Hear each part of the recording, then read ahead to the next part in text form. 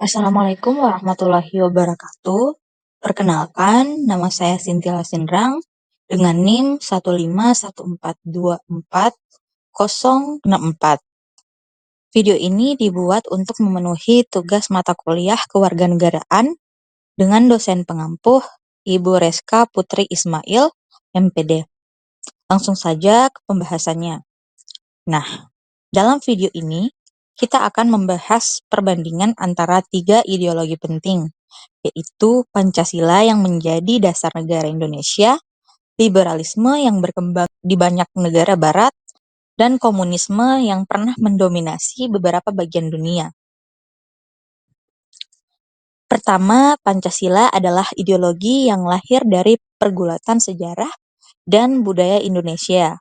Terdiri dari 5 sila yang menjadi dasar bernegara, yaitu ketuhanan yang Maha Esa, kemanusiaan yang adil dan beradab, persatuan Indonesia, kerakyatan yang dipimpin oleh hikmat kebijaksanaan dalam permusyawaratan perwakilan, dan keadilan sosial bagi seluruh rakyat Indonesia.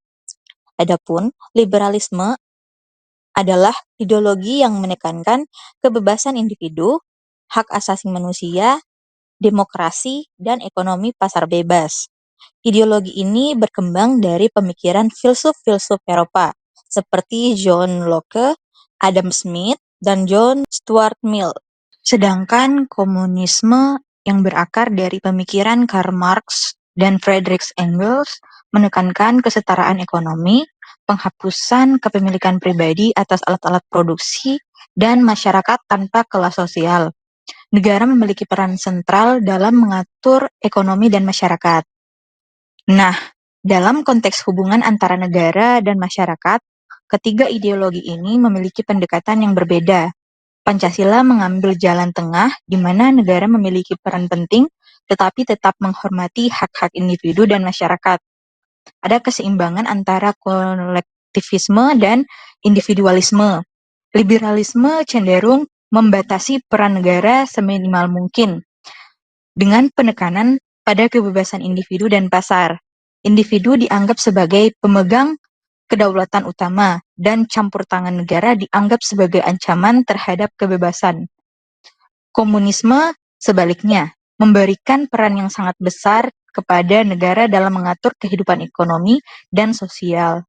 Kedaulatan kolektif diutamakan daripada kebebasan individu.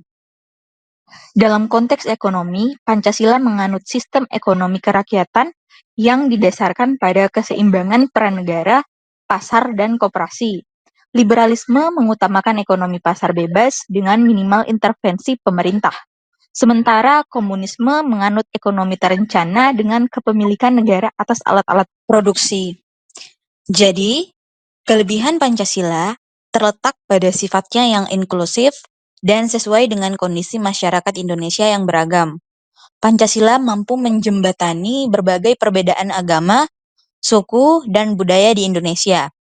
Pancasila juga memiliki keseimbangan antara nilai-nilai spiritual, kemanusiaan, nasionalisme, demokrasi, dan keadilan sosial.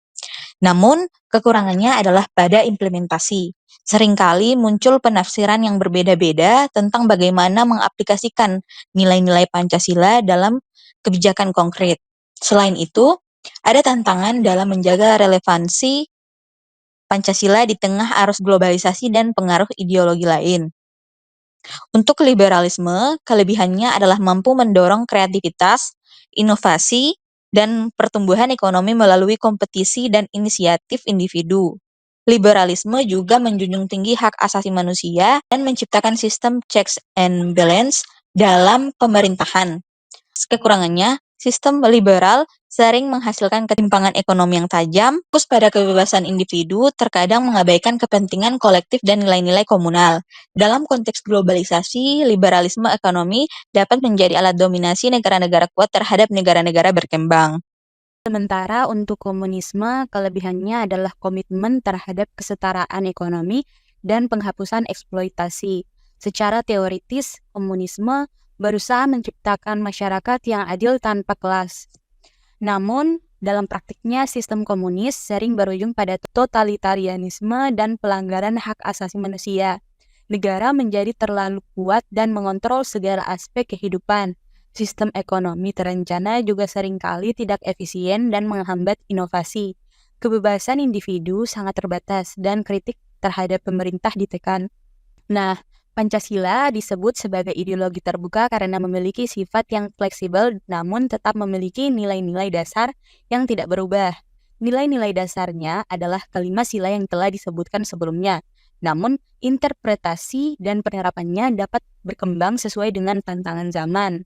Misalnya dalam era digital dan globalisasi saat ini, nilai persatuan Indonesia tetap relevan namun diterapkan dalam konteks menjaga kedaulatan digital dan memperkuat identitas nasional di tengah arus informasi global. Nilai-nilai keadilan sosial dapat diinterpretasikan dalam konteks pengurangan kesenjangan digital dan pemerataan akses teknologi. Pancasila tetap relevan karena memiliki nilai-nilai universal yang dapat diterapkan dalam berbagai konteks. Nah, hanya itu yang bisa saya sampaikan. Lebih dan kurangnya saya mohon maaf. Wassalamualaikum warahmatullahi wabarakatuh.